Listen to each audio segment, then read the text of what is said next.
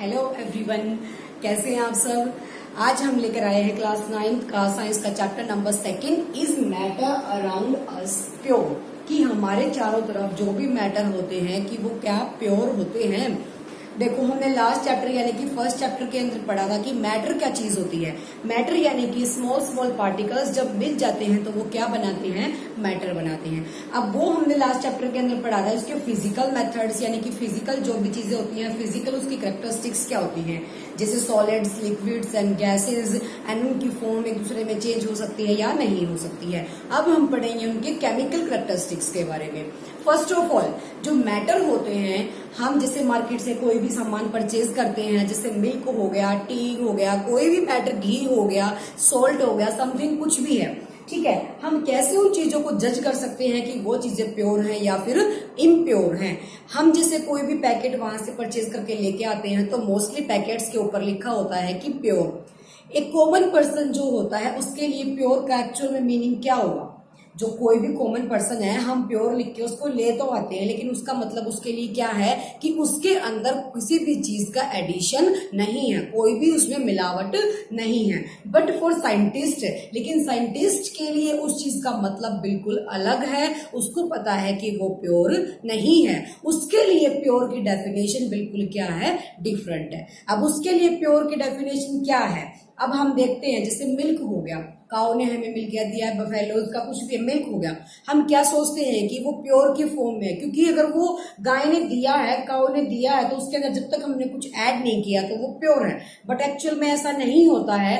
According to scientist, जब milk के अंदर वाटर तो उसके अंदर ऑटोमेटिकली ऐड है, वाटर की जो परसेंटेज है वो ऐड है, बट उसके अंदर फैट एंड प्रोटीन्स जितनी भी चीजें ऐड हैं, तो इस वजह से उसने मिल्क को प्योर का नाम नहीं दिया, ठीक है। तो साइंटिस्ट की नजरों से अगर देखा जाए, अकॉर्डिंग टू साइंटिस्ट देखा जाए, जब कोई भी ऐसा सब्सटेंस जो सिंगल फॉर्म है यानी कि सिंगल फॉर्म में कंसिस्ट करता है तो वो क्या होगा, प्योर होगा। Single type of substances are called pure substances, और इम्प्योर इसका क्या होगा, जस्ट अपोजिट होगा। तो यहां तुम लिख लो, सबसे पहले हमने लास्ट चैप्टर के अंदर मैटर के बारे में पढ़ा था कि मैटर हमारे स्मॉल स्मॉल पार्टिकल्स से मिलके बनते हैं। अब वो मैटर क्या है, प्योर है या इम्प्योर है, उन चीजों के ऊपर बात करेंगे। तो सबसे पहले बात आती है प्योर सब्सटेंसेस की। प्योर सब्सटेंसेस क्या होंगे, प्योर सब्सटेंस। प्योर सब्सटेंस यानी कि consist one type of substance, consist one type of, particle लिख लो या कुछ भी लिख लो, consist one type of matter लिख लो, वन टाइप ऑफ पार्टिकल्स लिख लो या तो, ठीक है। जो एक टाइप के पार्टिकल से मिलके बने हैं उनको क्या बोला गया है, प्योर सब्सटेंस बोला गया है। अब प्योर के अंदर एग्जांपल ले लेते हैं हम ऑक्सीजन का। क्या ले लेते हैं, ऑक्सीजन का। एक ले लेते हैं प्योर वाटर का, प्योर वाटर का, अंडरस्टूड। अब हम लेंगे इसका अपोजिट इम्प्योर सब्सटेंस। जब हमने प्योर के बारे में पढ़ लिया तो इम्प्योर क्या होंगे। जब pure substances single type of substance यानी कि पार्टिकल से मिलके बने हैं तो इम्प्योर ऑब्वियसली कैसे बने होंगे, टू और मैनी यानी कि दो या उससे ज्यादा, टू और मोर, दो या फिर उससे ज्यादा पार्टिकल से मिलके जो चीज बनी है, जो मैटर बना है, उसको क्या बोला गया है, इम्प्योर सब्सटेंस बोला गया है। तो इम्प्योर के अंदर क्या लिखोगे, टू और मोर type of substances, substances are called impure substance, are called impure substance।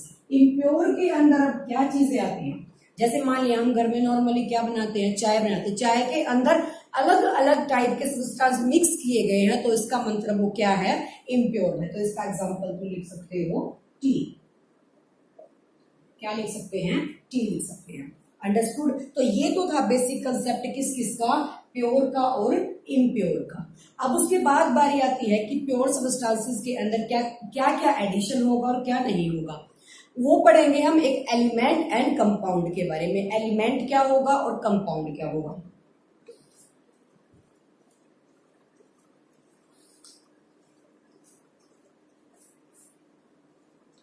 Elements क्या होते हैं, ये सिंपल डेफिनेशन है, जब तक ये बेसिक डेफिनेशन नहीं करोगे आपके समझ नहीं आएगा कुछ भी। एलिमेंट्स क्या होंगे? एलिमेंट्स ऐसे मैटर, ऐसे सब्सटेंस होंगे जिनको फिर दोबारा से डिवाइड नहीं किया जा सकता। जैसे एलिमेंट्स होंगे, उसकी जो स्मॉलेस्ट यूनिट होगी उसको एटम बोला गया। एटम एक इतना छोटा लास्ट स्टेज का पार्टिकल है जिसको आगे डिवाइड नहीं किया जा सकता। ठीक है, तो एलिमेंट की फॉर्म में तुम लिखोगे further these are not divided, these are not divided, इनको डिवाइड नहीं किया जा सकता। एंड स्मॉलेस्ट यूनिट क्या होगी इसकी? Smallest unit is atom. सबसे छोटी यूनिट को एटम बोला गया है, इसके बाद इसको डिवाइड नहीं किया जा सकता। ठीक है, एलिमेंट का अगर मैं कोई एग्जांपल ले लूं, जैसे मैंने प्योर सब्सटेंसेस के अंदर एग्जांपल लिया था ऑक्सीजन का। ऑक्सीजन है हमारे पास, ऑक्सीजन का फॉर्मूला O2। ऑक्सीजन हमारे पास अवेलेबल है, क्या हम इस ऑक्सीजन का ब्रेक डाउन कर सकते हैं? नहीं कर सकते। जब ऑक्सीजन का ब्रेक डाउन नहीं हो सकता, ऑक्सीजन के अंदर क्या है? Same type of particle add है, सेम अगर मॉलिक्यूल्स इसके अंदर ऐड हैं O और O, लेकिन डिफरेंट तो नहीं है, इसका कोई भी ब्रेक डाउन नहीं होगा।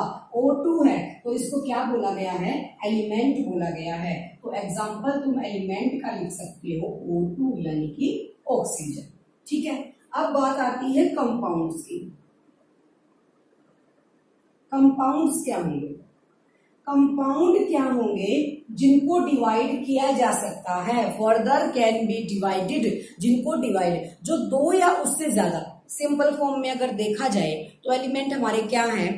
जब कोई भी चीज एक मैटर से मिलके बनी है तो इसका मतलब उसको हम तोड़ नहीं सकते, किसी भी प्रोसेस के थ्रू नहीं तोड़ा जा सकता, चाहे वो इलेक्ट्रोलाइटिक प्रोसेस है या फिर वो फोटो इलेक्ट्रिक प्रोसेस है, किसी भी प्रोसेस के थ्रू उसको तोड़ा नहीं जा सकता। लेकिन जो हमारे कंपाउंड्स होते हैं उनको तोड़ा जा सकता है, तो इसका मतलब वो डिफरेंट सब्सटेंसेस के मिलके बने हुए हैं, यानी कि दो सब्सटेंसेस से मिलके बने हैं तभी उनको तोड़ा जा सकता है। ठीक है, ये सिंपल सी फॉर्म है। तो कंपाउंड के अंदर यानी दो चीजें इंक्लूड हैं जिनको तोड़ा जा सकता है, तो फर्दर कैन बी डिवाइडेड। तो कंपाउंड्स की जो तुम डेफिनेशन लिखोगे, can be divided and made by many type of substances. ठीक है, टू या फिर उससे ज्यादा कंपाउंड्स की ये बात आती है। कंपाउंड्स का एग्जांपल ले लेते हैं। मान लिया मैंने यहाँ एग्जांपल लिया वाटर, H2O, वाटर का एग्जांपल लिया। क्या वाटर को तोड़ा जा सकता है? Yes, obviously. और एक और बात, वाटर को हमने प्योर फॉर्म में लिखा था। कुछ लोग ये सोचेंगे कि प्योर फॉर्म वो कैसे हो सकती है जब प्योर में सिंगल टाइप ऑफ सब्सटेंसेस को लिया गया, यानी कि एक टाइप के सब्सटेंसेस सारे ऐड हैं। लेकिन वाटर में जो प्योर वाटर है वो प्योर इसीलिए है क्योंकि जो H2O है ये मिलके एक कंपाउंड बन गया। दोनों ने एक काम किया किसका? एक ही चीज का। जब H2O बना, H2O हाइड्रोजन और ऑक्सीजन, क्या क्या ऐड है? हाइड्रोजन और ऑक्सीजन, लेकिन दोनों को मिलाने के बाद एक सिंगल चीज बनी, क्या? वाटर। तो जब भी तुम मान लिया गिलास में लेते हो तो ये पानी है, क्या इसको अलग अलग तुम देख सकते हो? हाइड्रोजन को अलग, ऑक्सीजन को अलग नहीं देखा जा सकता, वो एक ही फॉर्म में है, तो उसको क्या बोला गया? प्योर फॉर्म बोला गया है। देखो अब बात आती है कंपाउंड्स के अंदर। अब क्या H2O के टुकड़े किए जा सकते हैं? Yes, obviously by electrolytic process. ये आपका 10th क्लास के अंदर आएगा, केमिकल रिएक्शंस चैप्टर जब आप करोगे तो बाय इलेक्ट्रोलाइटिक प्रोसेस हम क्या कर सकते हैं? हाइड्रोजन प्लस ऑक्सीजन क्या बन गया? यहाँ पे H2O बन गया। ठीक है, तो इसकी प्रोसेस तुम लिख सकते हो by electrolytic process. Electrolytic process के थ्रू इलेक्ट्रिसिटी पास करा के हम वाटर को तोड़ सकते हैं, डिवाइड कर सकते हैं हाइड्रोजन में और ऑक्सीजन। अंडरस्टूड? ये था आपका कंपाउंड्स के बारे में। अब बात आती है मिक्सचर्स की कि मिक्सचर्स हमारे क्या क्या होंगे। देखो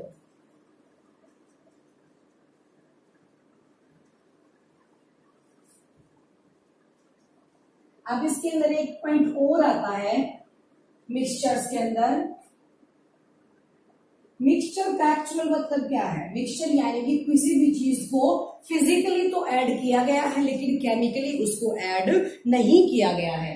फिजिकली एडिशन जब होगा उसको मिक्सचर बोला गया है और जब केमिकली एडिशन होगा उसको कंपाउंड बोला गया है। तो मिक्सचर के अंदर 2 पॉइंट और आते हैं, homogeneous mixture and second is heterogeneous mixture.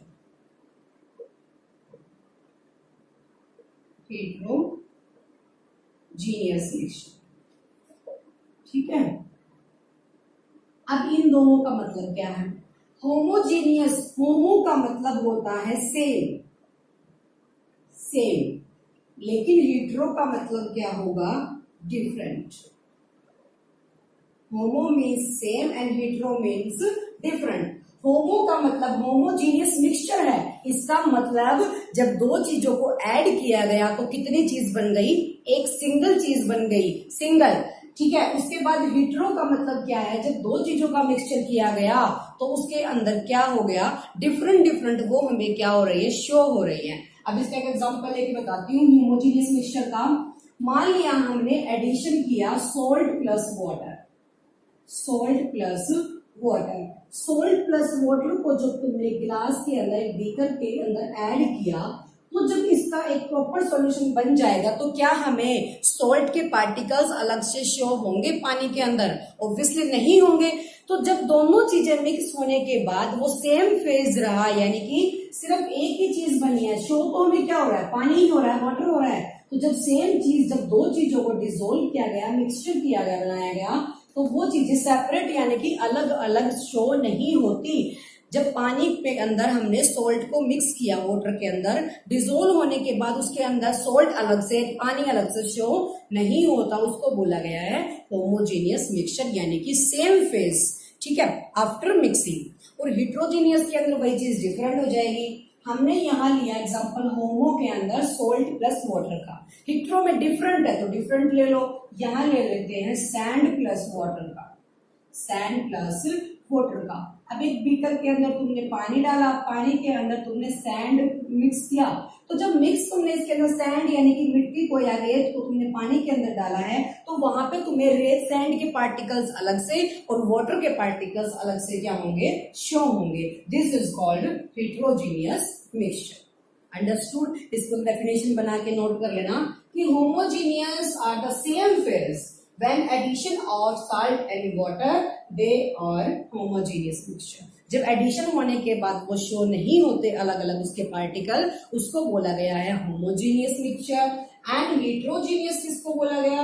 जब दो चीजों का मिक्सचर करने के बाद उसके पार्टिकल्स अलग अलग शो होते हैं, these are called heterogeneous mixtures. Understood? अब नेक्स्ट पॉइंट आता है, हमने कंपाउंड के बारे में भी पढ़ लिया और मिक्सचर के बारे में भी।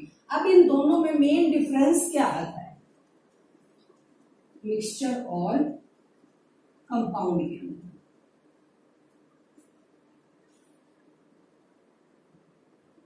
ये आपकी टेक्स्ट बुक के अंदर भी है, differences mixture and compound.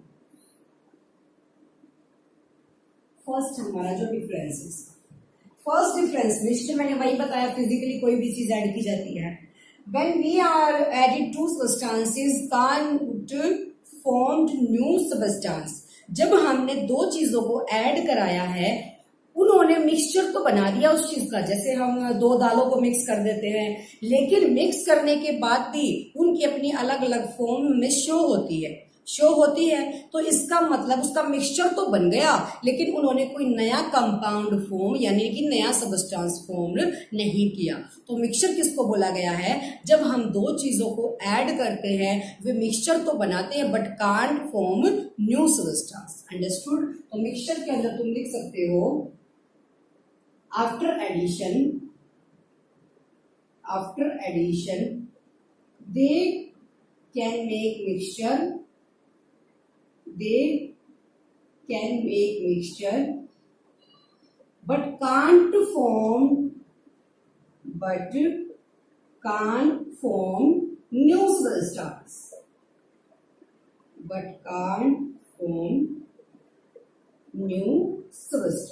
Understood? जब दो चीजों को तुमने मिक्स तो करा दिया, उसका मिक्सचर तो हो गया, लेकिन दोनों ने मिलकर कोई नया सबस्टेंस फॉर्म नहीं किया। ठीक है। इसका जो कंपाउंड है, कंपाउंड का जस्ट अपोजिट हो जाएगा। जब दो चीजों को तुमने ऐड कराया है, एडिशन के बाद, मिक्सिंग के बाद जब वो चीजें नया सब्सटेंस प्रोड्यूस करती हैं, these are called compounds. Compound का एग्जांपल ले लो, तुम चाय बना रहे हो, चाय के अंदर तुमने चाय पत्ती डाली है, चीनी डाली है, उन दोनों का मिक्स करने के बाद दूध डाला है, तो क्या फॉर्म हुआ? चाय फॉर्म हो गई, टी बन गई। तो इसके अंदर क्या होगा? Can be form new substance, new substance. जब कंपाउंड के अंदर जो चीजें मिक्स की जाती हैं वो आफ्टर एडिशन क्या करेंगी? नया सबस्टेंस प्रोड्यूस कर देंगी। इनको बोला गया है क्या? कंपाउंड्स। अंडरस्टूड। अब सेकंड पॉइंट इसका ये आता है कि इनको किस फिजिकल मेथड से सेपरेट किया जा सकता है। फिजिकल मेथड से क्या किया जाएगा? सेपरेट किया जाएगा। जब दो चीजों का हमने मिक्सिंग किया है तो उनको फिजिकल मेथड के थ्रू क्या कर सकते हैं? हम अलग कर सकते हैं। बट कंपाउंड्स को फिजिकल मेथड के थ्रू क्या नहीं किया जा सकता? अलग नहीं किया जा सकता। तो तुम इसके अंदर लिख दो फिर वही चीज, कैन बी सेपरेटेड बाय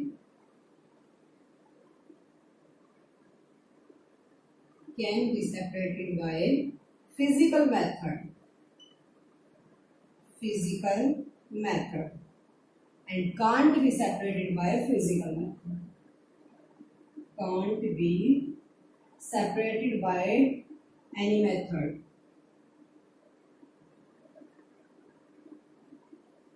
ठीक है। थर्ड हमारा डिफरेंस इसके अंदर क्या आएगा कि जब तुमने दो चीजों का मिक्सचर कर दिया है, आफ्टर मिक्सिंग के बाद वो दोनों क्या नहीं करेंगे? कभी भी मिक्सिंग के बाद दोनों की जो प्रॉपर्टीज है वो क्या होंगी? अलग अलग नहीं होंगी। जब ने दो कंपाउंड का मिक्सचर कर दिया तो वेरिएबल कंपोजिशन रहेगा। उसका क्या रहेगा? वेरिएबल कंपोजिशन रहेगा। तुम यहां लिख सकते हो वेरिएबल कंपोजिशन, यहां नॉन वेरिएबल यानी कि फिक्स कंपोजिशन, फिक्स्ड कंपोजिशन। इसका कंपोजिशन क्या होगा? मिक्स। अब बात आती है what is composition. Variable composition का मतलब यह है कि जब तुमने मान लिया कोई भी चीज बनाई है, उसके अंदर तुम्हें नमक डालना है, नमक आप क्या करेंगे? अपने अकॉर्डिंग टू टेस्ट डालेंगे। तो उसमें हम कम भी कर सकते हैं और ज्यादा भी। जब तुम दालें डाल रहे हो, एक दाल मूंग की है, एक मिस्री की है, तो तुम मूंग की ज्यादा डाल सकते हो, मिस्री की कम डाल सकते हो। बात ये है कि इसके अंदर, मिक्सचर के अंदर तुम जो उसकी क्वांटिटी है वो खुद मेजर कर सकते हो, अपने अकॉर्डिंग डाल सकते हो। लेकिन कंपाउंड्स के अंदर जो उसकी क्वांटिटी होगी, जो उसका रेशियो होगा दो चीजों का, जब दो चीजें तुम ऐड कर रहे हो उनका जो रेशियो होगा वो फिक्स होगा। जैसे हम एग्जांपल ले लेते हैं यहाँ पे वाटर का, ठीक है। अब वाटर का जो रेशियो है हाइड्रोजन का और ऑक्सीजन का, वो फिक्स है कि हाइड्रोजन के हमारे पास 2 मॉलिक्यूल हैं, लेकिन ऑक्सीजन के हमारे पास 1 मॉलिक्यूल है। तो 2:1 जो इनका रेशियो है वो फिक्स है, हम इसको चेंज नहीं कर सकते। क्यों? क्योंकि अगर हमने HO2 लिख दिया तो ये वाटर का फॉर्मूला नहीं रहेगा। तो हम जो इनका रेशियो है कंपाउंड्स के अंदर कि जो इसका फिक्स है वो फिक्स ही रहेगा।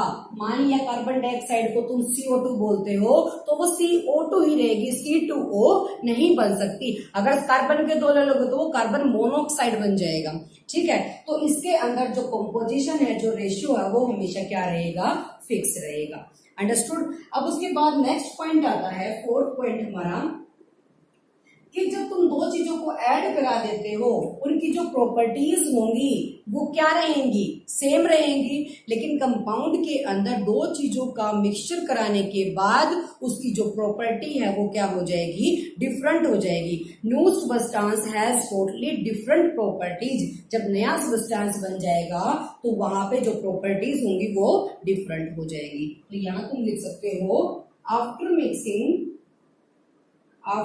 mixing properties are same, but यहां फोर्थ पॉइंट क्या बनेगा? टोटली चेंज्ड,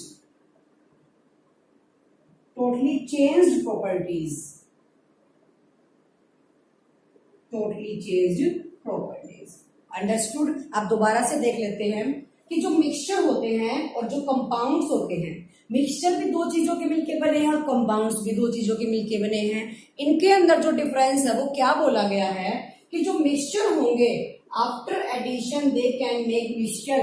जब दो चीजों को ऐड कराया गया, उन्होंने मिक्सचर तो बनाया लेकिन कोई भी दो सबस्टांस, एक नया सबस्टांस नहीं बनाया, उन्होंने नया सबस्टांस फॉर्म्ड नहीं किया। लेकिन कंपाउंड के अंदर जब तुमने दो चीजों को मिक्स कराया है तो उन्होंने नया सबस्टांस फॉर्म कर दिया। अंडरस्टूड। अब नेक्स्ट पॉइंट है can be separated by physical method. जो तुम्हारे ये होंगे फिल्ट्रेशन मेथड है, सेपरेशन मेथड है, जो भी जितने भी सेपरेशन मेथड है, फिजिकल मेथड है जो इसके, जैसे मैग्नेटिक सेपरेशन हो गया, किसी भी चीज के थ्रू, तो जो मिक्सचर होते हैं उनको किसी भी फिजिकल मेथड के थ्रू सेपरेट किया जा सकता है। लेकिन कंपाउंड्स को किसी भी मेथड के थ्रू, अब चाय तुमने बना दी, उसमें जो जो तुमने मैटर यूज किए हैं, जो भी पार्ट चीजें यूज की है, उनको हम अलग अलग नहीं कर सकते। सॉल्यूशन बन गया वो एक, फिर उसको किसी भी मेथड के थ्रू यानी कि सेपरेट नहीं किया जा सकता। अंडरस्टूड।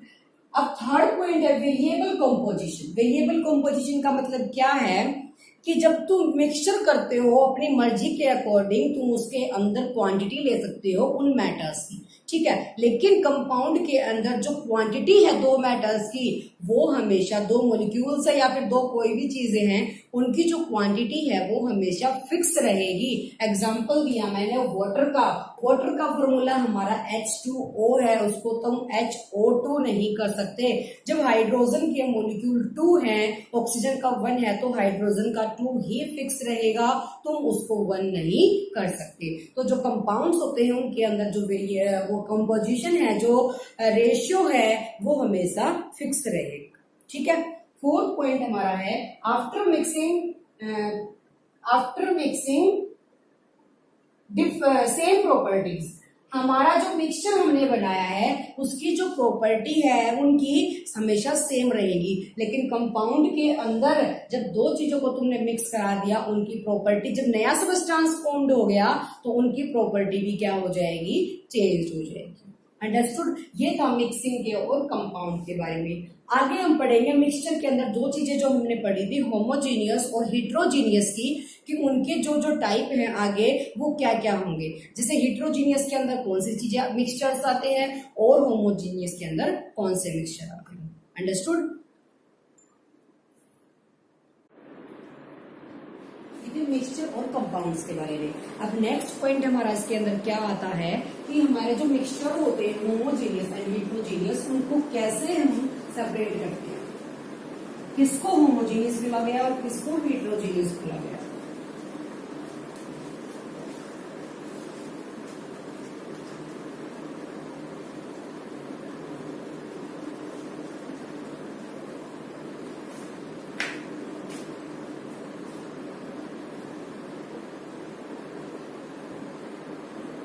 मिक्सचर के अंदर फर्स्ट आता है हमारा होमोजीनियस। होमोजीनियस के बारे में हमने अभी थोड़ा सा पीछे भी पढ़ा था कि जिसके अंदर सेम क्या होंगे, फेज होंगे। बनने के बाद, सॉल्यूशन के बाद वो क्या बन जाएंगे, सेम फेज बन जाएंगे। अब होमोजीनियस का यहाँ पे जो एग्जांपल लेंगे वो लेंगे हम सॉल्यूशन। क्या लेंगे, सॉल्यूशन। अब सॉल्यूशन किसको बोला गया है, ऑब्वियसली दो चीजों का यहाँ पे क्या है, मिक्सचर है। वो दो चीजें कौन सी है, किसको क्या बोला गया मिक्सचर के अंदर, वो कौन सी है। सॉल्यूशन के अंदर हमने दो चीजें ली जिसमें एडिशन होगा दो चीजों का, सोल्यूट एंड सोलवेंट का। तो सॉल्यूशन किसको बोला गया है, solute plus solvent. Solute plus solvent. Solute और सोलवेंट बोला गया है किसको, सॉल्यूशन को। सोल्यूट ऐसी चीज होती है जिसकी क्वांटिटी सॉल्यूशन के अंदर लेस होगी एंड मोर किसकी होगी, सोलवेंट की। जैसे तुमने सॉल्यूशन बनाया सोल्ट प्लस वाटर का, तो सोल्ट हमारा क्या बनेगा, सोल्यूट, एंड वाटर हमारा क्या बन जाएगा, सोलवेंट बन जाएगा। ठीक है, सोल्यूट प्लस सोलवेंट क्या रेडी हो गया, सॉल्यूशन रेडी हो गया। ठीक है, अब इसकी प्रॉपर्टीज के बारे में बोलते हैं। सॉल्यूशन की प्रॉपर्टीज क्या क्या होंगी? फर्स्ट एग्जांपल हमने पढ़ा है इसके अंदर, एग्जांपल हमारा है salt plus water, salt plus water के बारे में। ठीक है, सॉल्यूशन रेडी हो गया हमारा। Salt is solute and water is solvent. Less quantity किसकी है? सोल्ट की है, तो सोल्ट हमारा क्या बन जाएगा? Solute. And more quantity water की है, तो वाटर क्या बन जाएगा? सोलवेंट। ठीक है, अब इसकी सेकेंड प्रॉपर्टी जो आती है वो ये है कि आफ्टर सॉल्यूशन, जब हमने पानी का और नमक का यानी कि सोल्ट का सॉल्यूशन रेडी कर लिया, तो क्या उसके पार्टिकल्स को अलग अलग देखा जा सकता है? नहीं। तो इसी वजह से वो क्या है? होमोजीनियस है, क्योंकि सॉल्यूशन बनने के बाद उनके पार्टिकल्स को सेपरेट सेपरेट देखा नहीं जा सकता। इसी वजह से क्या है? वो होमोजीनियस मिक्सचर है। ठीक है, होमोजीनियस होने की वजह से जो उसके पार्टिकल्स है वो इतने स्मॉल हो जाते हैं कि उनको देखा नहीं जा सकता। तो फर्स्ट प्रॉपर्टी हमारी क्या बनेगी? These particles are very small, these particles are very small, very small। और इनका साइज कितना बनेगा? Less than 10⁻⁻⁹ nanometre. नैनो है यानी कि बहुत स्मॉल है, जिसको देखा नहीं जा सकता। तो फर्स्ट प्रॉपर्टी हमारी क्या बनी? जब सॉल्यूशन हमारा रेडी हो गया, उसके जो पार्टिकल्स होंगे वो इतने स्मॉल होंगे कि उनको देखा नहीं जा सकता। साइज कितना होगा? साइज पूछता है तो 10⁻⁹ से लेस देन होगा। ठीक है, सेकेंड प्रॉपर्टी इसकी क्या है? वर्ड लगा लो, दे कांट बी फिल्टर्ड। इनको कभी भी फिल्टर नहीं किया जा सकता। जब तुमने सोल्ट का और वाटर का सॉल्यूशन ले लिया, मान लिया, तो सॉल्यूशन को जब तुम फिल्टर पेपर में से पास करोगे तो वो सॉल्यूशन है वो नमक भी उसके साथ ही चला जाएगा, क्रॉस कर जाएगा। तो दे कांट बी फिल्टर। तो थर्ड प्रॉपर्टी तुम इसकी क्या लिखोगे? They can't be filter. ठीक है, नेक्स्ट प्रॉपर्टी हमारी इसके अंदर आती है scattered a beam of light. यानी कि जब इसके अंदर से लाइट पास करती है, जब तुम एक बंद कमरा उसके अंदर से अगर छोटा सा होल छोड़ देते हैं तो वहां से जो लाइट होती है एक स्ट्रेट लाइन में क्या करती है? पाथ बना देती है। ठीक है, जो हमेशा लाइट होगी वो एक स्ट्रेट लाइन पाथ बनाती है, तो वहां पे तुम्हें पाथ उसका शो होगा। लेकिन सॉल्यूशन ऐसी चीज है जिसके अंदर से तुम अगर लाइट पास कराओगे, उसके अंदर से तुम्हें पाथ शो नहीं होगा, क्योंकि उसके पार्टिकल्स इतने छोटे हैं कि वो उसको रास्ता ही नहीं देंगे। ठीक है, तो वहां पे पाथ शो हो नहीं होगा। उस चीज को टिंडल इफेक्ट बोला गया है। अंडरस्टूड? तो यहां तुम लिखोगे can't scattered a beam of light, can't scattered a beam of light। इसके अंदर से जो लाइट है वो हमारा पाथ शो नहीं करती है। तो सॉल्यूशन किसको बोला गया है? सोल्यूट प्लस सोलवेंट को। Solute is the less amount, जो सोल्यूट होगी जिस सॉल्यूशन के अंदर जो लेस अमाउंट क्वांटिटी के अंदर डाला गया है वो सोल्यूट है, और जो मैक्सिमम यानी कि मोर क्वांटिटी के अंदर डाला गया वो सोलवेंट है। दोनों ने मिलकर सॉल्यूशन रेडी किया। अब प्रॉपर्टी क्या है?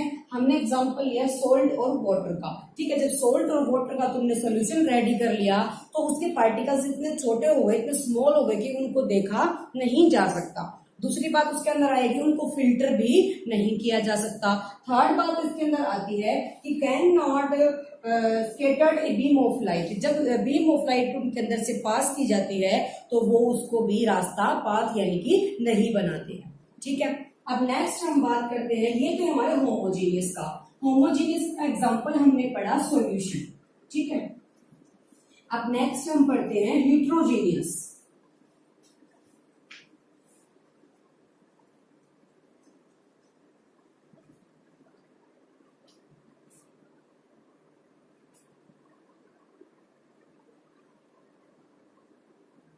Heterogeneous mixture. हेट्रोजीनियस के अंदर हमने क्या देखा था कि डिफरेंट फेज, यानी कि जब दो चीजों को तुमने मिक्स कर दिया तो उनके पार्टिकल्स को हम अलग अलग देख सकते हैं। अब हेट्रोजीनियस के बीच के अंदर दो पॉइंट आते हैं। एक को तो बोला गया है कोलॉइड, और दूसरे को बोला गया है सस्पेंशन। सस्पेंशन, ठीक है। कोलॉइड और सस्पेंशन दोनों पार्ट है हेट्रोजीनियस के, लेकिन दोनों के अंदर क्या क्या डिफरेंस है? जो कोलॉइड है वो ऑलमोस्ट सेम है किसके? जो कोलॉइड है वो ऑलमोस्ट सेम है किसके? सॉल्यूशन के। एक और बात हमारा पॉइंट सॉल्यूशन के अंदर रह गया कि जो उसका सॉल्यूशन होगा वो ट्रांसपेरेंट होगा, यानी कि पारदर्शी, जिसके अंदर से देखा जा सकता है। सॉल्यूशन के अंदर एक पॉइंट और नोट कर लेना, सॉल्यूशंस आर ट्रांसपेरेंट। जो सॉल्यूशन होंगे वो ऑलवेज ट्रांसपेरेंट होंगे। और जो कोलॉइड का भी फर्स्ट हम लिख लेते हैं सेम, कि जो उसका साइज है वो स्मॉल तो होगा लेकिन सॉल्यूशन के पार्टिकल्स से थोड़ा सा बड़ा होगा। अब एक सॉल्यूशन कोलॉइड का बना लेते हैं point. These particles are very small. These particles are very small. इसके जो पार्टिकल्स होते हैं वो बहुत छोटे होंगे, लेकिन साइज कितना होगा? सॉल्यूशन का 10⁻⁻9 था, तो इसका 10⁻⁹ टू 10⁻⁻7 मीटर, मीटर ये है, ठीक है। उसके बाद इसने बोला सेकंड कि ये ट्रांसलूसेंट होते हैं, यानी कि पारभासी होते हैं। यानी कि उसका मतलब क्या होगा? ट्रांसलूसेंट। ट्रांसलूसेंट का मतलब क्या है कि बिल्कुल क्लियर उसमें से हम नहीं देख सकते, थोड़ा थोड़ा उसके अंदर से दिखाई देता, यानी कि धुंधला टाइप। पारभासी का मतलब होगा धुंधला शो होगा, ठीक है। थर्ड हमारा इसके अंदर है, ये भी उसमें से फिल्टर नहीं किए जा सकते। फिल्टर पेपर, अगर तुमने सोल्यूशन बना लिया, मिक्सचर कर लिया दो चीजों का, सोल्यूशन जो किया है उसको भी फिल्टर नहीं किया जा सकता, ठीक है। तो इसका भी तुम यहां लिखोगे क्या? Can't be filter, can't be filter, ठीक है। फोर्थ पॉइंट हमारा इसके अंदर आता है scattered a beam of light, scattered a beam of light. Understood? तो ये बात किसकी थी? कोलॉइड की। अब कोलॉइड के अंदर जब दो चीजें हमने देखो सॉल्यूशन के अंदर पढ़ा था कि सॉल्यूशन के अंदर जो चीजें ऐड हुई उनको क्या बोला गया? सोल्यूट और सोलवेंट बोला गया था। ऐसे ही कोलॉइड के अंदर जब दो चीजें हुए हैं उनको क्या बोला जाएगा? जो चीज, अब जैसे जो मीडियम है, मान लिया हमने सोल्ट और वाटर का सॉल्यूशन बनाया, तो मीडियम उसके अंदर कौन सा है? वाटर है। ऐड क्या किया गया? सोल्ट ऐड किया गया। हम ऐसा तो नहीं बोलते कभी कि नमक के अंदर पानी ऐड कर दो, हमेशा बोला गया पानी के अंदर नमक ऐड कर दो। तो मीडियम हमारा पानी बना, ना कि सोल्ट बना। तो कोलॉइड सॉल्यूशन जब तुम बनाते हो, कोलॉइड सॉल्यूशन के अंदर भी दो चीजें ऐड होंगी। जो चीज ऐड की गई है उसको बोला गया है dispersed phase, dispersed phase. Plus और मीडियम उसका जो है उसको बोला गया डिस्पर्सन मीडियम, डिस्पर्सन मीडियम, ठीक है। तो ये था हमारा कोलॉइड सॉल्यूशन के बारे में, कोलॉइडल सॉल्यूशन के बारे में, ठीक है। फर्स्ट क्या था? इसके पार्टिकल्स भी स्मॉल होंगे लेकिन लार्ज होंगे, किससे? सॉल्यूशन वाले से, 10⁻⁹ टू 10⁻⁻7। नेक्स्ट है ट्रांसलूसेंट होगा, यानी कि धुंधला शो होगा इसके सॉल्यूशन में से। थर्ड है कांट बी फिल्टर्ड, इसको भी फिल्टर नहीं किया जा सकता। फोर्थ है scattered a beam of light, यानी कि इसके अंदर से भी हल्की can't be scattered in a light आएगा, can't be scattered in a light. इसके अंदर भी जो बीम ऑफ लाइट है वो स्कैटर्ड यानी कि अपना पाथ नहीं शो करती। अब पढ़ेंगे सस्पेंशन के बारे में। सस्पेंशन के अंदर भी जो चीजें ऐड होती है वो उसको क्या बोला गया है? जो पार्टिकल्स सॉल्यूशन के अंदर ऐड किए गए हैं उनको बोला गया सस्पेंडेड पार्टिकल, और जो इसका मीडियम है उसको क्या बोला गया? मीडियम। तो सस्पेंशन के अंदर जो पार्टिकल्स ऐड किए गए हैं उसको बोला गया है सस्पेंडेड पार्टिकल, सस्पेंडेड पार्टिकल्स। और जो इसका मीडियम है उसको बोला गया मीडियम, और दोनों का एडिशन क्या बना? सस्पेंशन। अंडरस्टूड? तो इसकी प्रॉपर्टी बिल्कुल इन दोनों से क्या हो जाएगी? डिफरेंट हो जाएगी। सस्पेंशन के अंदर तुम लिख सकते हो जो इनका साइज है वो लार्ज होगा। लार्ज कितना? More than 10⁻⁻7। सबका 10⁻⁻7 से छोटा था। 10⁻⁻7 तक तो था किसका, कोलॉइडल का।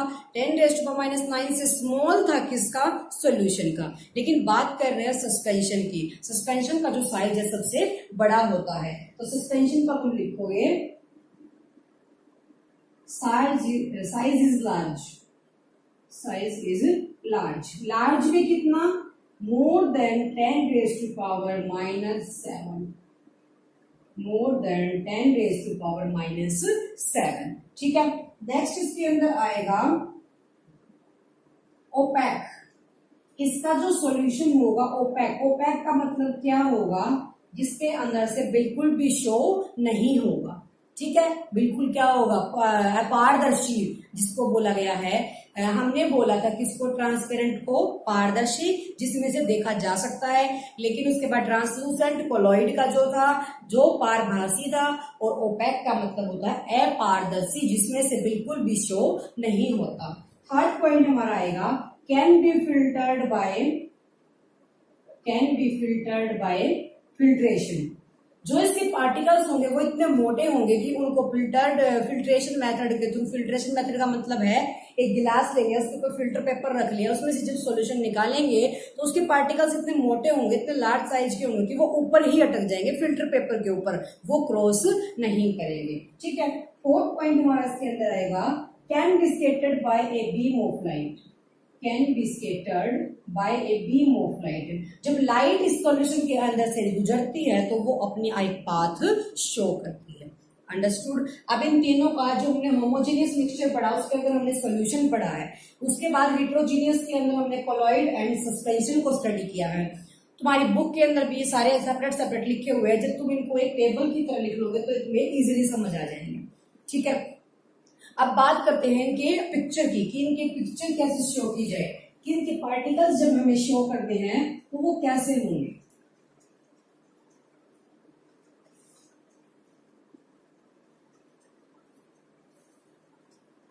फर्स्ट हमने पढ़ा था सॉल्यूशन के बारे में।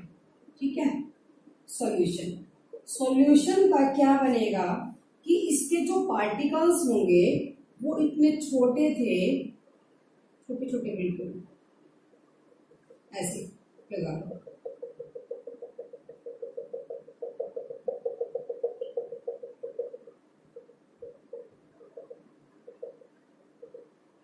इसके पार्टिकल कैसे, बहुत छोटे थे।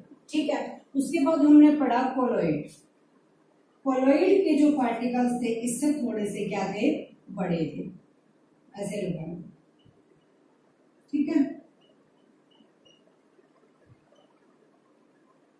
उसके बाद हमने पढ़ा सस्पेंशन के बारे में। सस्पेंशन के बारे में इसके पार्टिकल का जो साइज है वो क्या था, इतना बड़ा था कि उनको फिल्टर पेपर के थ्रू फिल्टर नहीं कराया जा सकता। तो ये क्या बने हमारे सॉल्यूशन के पार्टिकल, जो सबसे छोटे थे, इसके अंदर से स्केटर्ड लाइट भी अपना पाथ नहीं बना सकती, बीम ऑफ लाइट। कोलॉइड के अंदर थोड़े से बड़े हो गया साइज, और सस्पेंशन का थोड़ा सा उससे बड़ा हो गया। अब हमने जो इसका लास्ट पॉइंट पढ़ा है स्केटर्ड बीम ऑफ लाइट, उसका क्या मतलब है actually. Scattered A beam of light का मतलब ये है, ये सिर्फ किसके अंदर से होता है, सस्पेंशन में। मान लिया हमने ये सॉल्यूशन ले लिया, सॉल्यूशन के अंदर जो इसके पार्टिकल्स हैं वो बहुत लार्ज साइज के हैं। जब तुमने यहां से एक बैटरी के थ्रू इस पे लाइट डाली, ठीक है, तो इस सॉल्यूशन के अंदर तुम्हें इसका एक पाथ क्या होगा, शो होगा। ठीक है। तो ये जो प्रोसीजर है, ये जो एडवांटेज है वो सिर्फ किसके अंदर है, सिर्फ सस्पेंशन के अंदर है, ना तो कोलॉइड के अंदर और ना ही सॉल्यूशन के अंदर है। तो इसको क्या बोला गया है, टिंडल इफेक्ट बोला गया है। ये भी आपका टॉपिक है पूरा 10th ग्रेड के अंदर, टिंडल इफेक्ट। जब किसी सॉल्यूशन में से एक रे ऑफ लाइट यानी कि पास हो जाती है और वो रास्ता यानी कि पाथ शो करती है क्लियरली, उसको क्या बोला गया है, टिंडल इफेक्ट बोला गया है, जो कि एग्जांपल किसका है, ये सस्पेंशन का। ठीक है। तो ये था मिक्सचर के बीच में हेटेरोजेनियस कौन से होते हैं और होमोजेनियस कौन से होते हैं। अंडरस्टूड।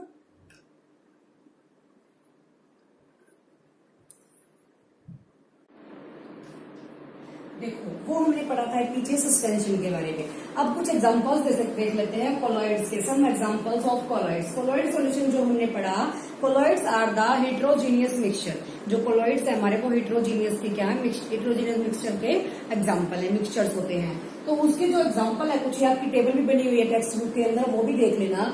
एक यहाँ पे देख लो एक बार सिंपल, हमने जो कोलॉइड्स लिए थे उसके अंदर क्या क्या ऐड था, dispersed phase plus dispersing medium. Dispersing medium, ये दो चीजें ऐड होने के बाद हमारा बना था कोलॉइड्स। ठीक है, कोलॉइड्स बनके रेडी हुए थे। अब उसके एग्जांपल देख लेते हैं। डिस्पर्स्ड फेज लिख लिया जो हमारा यहाँ पे है, डिस्पर्सिंग मीडियम, और टाइप क्या बनेगा उसका एग्जाम्पल क्या है। फर्स्ट देख लेते हैं, मिक्सचर है दो चीजों का। जब लिक्विड को तुमने गैस के अंदर ऐड कराया, लिक्विड और गैस का जब तुमने मिक्सचर कराया है तो वो क्या होगा, उसको नाम दिया गया है एरोसोल। क्या नाम दिया गया है, एरोसोल। ये टेबल याद कर लेना, आ सकता है क्वेश्चन कि जब लिक्विड को तुमने गैस के अंदर मिक्स कराया उसका टाइप बन गया एरोसोल। एग्जाम्पल क्या होगा इसका, फोग। फोग यानी कि जो धुंध होती है, फोग होता है ना विंटर के टाइम में मोस्टली। तो उसके अंदर एक तो हमारे एटमॉस्फेयर के अंदर गैसेस है और लिक्विड यानी कि वाटर के ड्रॉपलेट उसके अंदर मिक्स होते हैं, तो उसको एरोसोल बोला गया। सेकंड है, जब सॉलिड के अंदर गैस ऐड होगी उसको भी टाइप यानी कि नाम दिया गया है एरोसोल का। उसकी जो एग्जांपल है वो क्या है, स्मोक। उसका एग्जांपल क्या है, स्मोक है। थर्ड हमारा है, जब गैस के अंदर लिक्विड को ऐड किया गया उसको बोला गया फोम। फोम यानी कि फोम बन जाती है, जैसे शेविंग क्रीम लगाने के बाद जब वो रिएक्शन कर जाएंगे, दोनों ऐड हो जाएंगे, गैस और लिक्विड। देखो तुमने लिक्विड लगाया कोई भी, उसके अंदर गैस बन के वो क्या हो गया, एक फोम की तरफ फूल गया बिल्कुल। बल्कि जो ट्यूब के अंदर था वो ऐसा नहीं था, लेकिन माउथ पे लगाने के बाद वो क्या हो जाएगा, फेस पे लगाने के बाद वो क्या होगा, एक फोम बन जाएगा। तो वो किसका एग्जाम्पल है, इसका कोलॉइड सॉल्यूशन का। तो बाकी इसके अंदर जो टेबल में आपको दी है, ये सिर्फ आपको समझाने के लिए 2-3 बताए हैं, बाकी इसकी कंप्लीट टेबल जो आपकी बुक में वहां से पढ़ लेना। ठीक है, अब नेक्स्ट इसके अंदर आता है जो हमने सॉल्यूट और सोलवेंट के बारे में पढ़ा है, उससे कुछ न्यूमेरिकल्स बन सकते हैं। तो न्यूमेरिकल्स को निकालने की जो फॉर्मूले हैं वो क्या होंगे।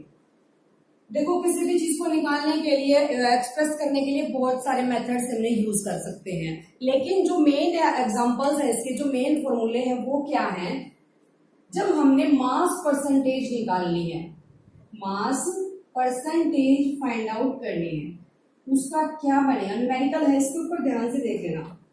Mass of the solute, mass of the solute divided by mass of the solution, mass of the solution multiply by, percentage निकालने के लिए मल्टीप्लाई 100। ठीक है, हमें फाइंड आउट करनी है मास परसेंटेज। मान लिया मैंने तुम्हें एक सॉल्यूशन दे दिया दो चीजों का, सॉल्यूशन तो नहीं दिया, लेकिन उसके अंदर जो सॉल्यूट है और जो सोलवेंट है उनकी तुम्हें क्वांटिटी बता दी, कितनी अमाउंट है तुम्हारे पास। उसने बोला इनका मास परसेंटेज फाइंड आउट करो। आपका एग्जांपल भी है बुक के अंदर, देख लेना। तो हमें फाइंड आउट करना है जो सोल्यूट तुम्हें गिवन है उसका मास और जो सॉल्यूशन तुम्हें गिवन है उसका मास मल्टीप्लाई 100। इसके अंदर एक एग्जांपल लेके दिखा देती हूँ। मान लिया सोल्यूट तुम्हें गिवन है कितना, 40 ग्राम, और सॉल्यूशन तुम्हें गिवन है कितना, सॉरी यहाँ पे मैं सोलवेंट दे देती हूँ। सोलवेंट गिवन है तुम्हें 300। हमें फाइंड आउट करना है मास परसेंटेज। जब तुम्हें सोल्यूट गिवन है 40 ग्राम, सोलवेंट गिवन है 300 ग्राम, तो हमें फाइंड आउट करना है क्या, मास परसेंटेज। हमें मास परसेंटेज का फॉर्मूला याद करेंगे, mass of the solute divided by mass of the solution multiply 100। अब फॉर्मूले के अंदर तो तुम्हें गिवन है कि हमें मास सॉल्यूशन का निकालना है, नीचे जो फॉर्मूला है सॉल्यूशन का मास होना चाहिए, लेकिन हमारे पास तो सोल्यूट और सोलवेंट की बात है, सॉल्यूशन कैसे निकालेंगे, solution is equals to solute plus solvent. तो सॉल्यूशन निकालेंगे हम सबसे पहले।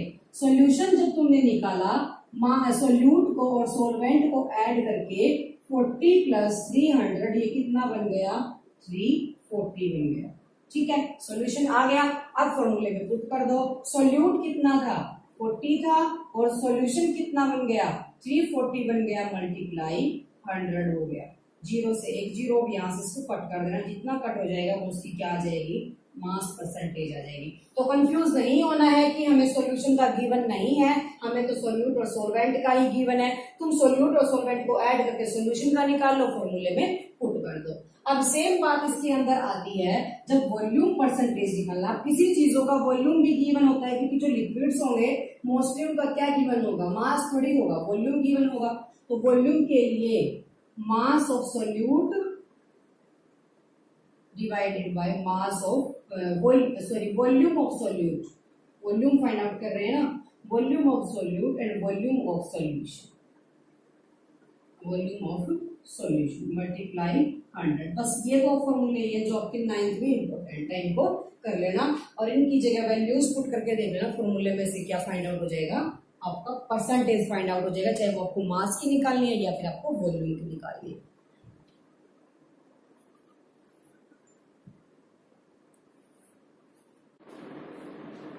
ये हमारा कंप्लीट हो गया यहाँ पे कि हमने जो एलिमेंट्स होते हैं और जो मिक्सचर होते हैं हिट्रोजीनियस कौन से होते हैं होमोजीनियस कौन से होते हैं वहां तक अभी तक पढ़ा है। अब नेक्स्ट पॉइंट हमारा ये आता है, इसके न्यूमेरिकल्स जरूर आ सकते हैं कि मास परसेंटेज निकालने तो mass solute divided by mass of solution multiply 100। और उसी तरीके से वॉल्यूम के ऊपर डिपेंड करता है कि वॉल्यूम वाला कैसे निकलेगा, volume of the solute divided by volume of the solution multiply 100।